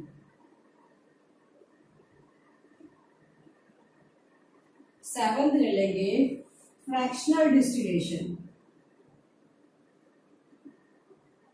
फ्रैक्शनल डिस्टिलेशन, एट्थ ले लेंगे क्रोमेटोग्राफी, ये तो रह गया हमारा अपना, नाइन्थ ले लेंगे यहाँ पे सेंट्रीफ्यूगल, सेंट्रीफ्यूगल, और कौन सा रहेगा, सब्लिमेशन हुआ, magnetic separation, crystallization, distillation, separating funnel, tenth हमारा यहाँ है सेपरेटिंग फनल, जो केरोसिन और ऑयल को किया गया था, सेपरेटिंग फनल। अब क्रोमेटोग्राफी रह गया हमारा, वो किस तरीके से होगा, क्रोमेटोग्राफी है कि जब सेपरेशन ऑफ कलर्स करना है, मान लिया तुम्हारे पास एक मैंने स्ट्रिप दे दी, यहां देख लो इसको, ये तुम्हारे पास बीकर है, इसके अंदर वाटर है, जब एक स्ट्रिप को इसके अंदर डाला गया, इस पे इंक का पॉइंट रख दिया हमने, ठीक है, इंक लगा रखी है एक पॉइंट पे, जो इंक होती है उसके अंदर भी, डाई के अंदर भी बहुत सारे कलर्स मिक्स होते हैं, डाई के अंदर बहुत सारे कलर्स मिक्स होंगे, जब तुमने इस स्ट्रिप को वाटर के अंदर डीप किया तो जो सबसे हाई डेंसिटी का होगा वो सबसे पहले आएगा, फिर उससे ऊपर, फिर उससे ऊपर, फिर उससे ऊपर, तो कलर डेंसिटी वाइज जो कलर होंगे वो यहाँ स्ट्रिप के ऊपर आना शुरू कर देंगे, ठीक है। तो इस तरीके से कलर का सेपरेशन किया जा सकता है, जिसको क्रोमेटोग्राफी बोला गया है, ठीक है। अब दोबारा देख लो, फिल्ट्रेशन, फिल्टर करने से कोई चीज जब सेपरेट की जाती है, हमने सैंड और वाटर को मिक्स किया और सैंड को हमने फिल्टर पेपर से निकाला, वाटर तो निकल गया, सैंड वहीं पे रह गई, फिल्ट्रेशन। इवेपोरेशन, जब सॉल्ट और वाटर का हमने सोल्यूशन लिया या जब उसको बॉईल कराया तो वाटर के वेपर्स उड़ गए, इवेपोरेट हो गए और वो जो सॉल्ट है वो नीचे रह गया, this process is called evaporation. Sublimation, जब कोई भी चीज सॉलिड से डायरेक्ट लिक्विड गैस में कन्वर्ट हो जाती है, this process is called sublimation. जब हमने कपूर और सॉल्ट प्लस कैम्फर का सोल्यूशन लिया था, तो कैम्फर है जो है डायरेक्ट गैसियस फॉर्म में हो गया, इवेपोरेट हो गया और वहां पे जो पार्टिकल है वो सॉल्ट के रह गए, this process is called sublimation. Magnetic separation का मतलब है जब दो चीजें मिक्सचर है, दो चीजों का, एक के पास मैग्नेटिक प्रॉपर्टी है, दूसरे के पास नॉन मैग्नेटिक है, तो जब वहां पे हम मैग्नेट लेके जाएंगे तो जो मैग्नेटिक प्रॉपर्टी वाली है वो उसके साथ अट्रैक्ट हो जाएगी, नॉन मैग्नेटिक हमारी अलग रह जाएगी, ठीक है। ये जब हम 10th क्लास में भी आएगा आपका ये और को अलग करना, प्योरीफाई करने के लिए। क्रिस्टलाइजेशन का मतलब क्या है, जब हमने सी से सॉल्ट को निकाला, यानी कि सॉलिड फॉर्म में जब तुम्हें कोई चीज चाहिए, जैसे ही हमने किसी चीज को गर्म करके और उसको बिल्कुल कूलिंग दे दी, वहां पे जो चीजें इवेपोरेट होनी थी वो हो चुकी हैं, लेकिन सॉलिड फॉर्म में जो वहां क्रिस्टल बच गए हैं, यानी कि सॉल्ट बच गया, उसको बोला गया क्रिस्टलाइजेशन। डिस्टिलेशन, टू इमिसिबल यानी two miscible, distillation is two miscible.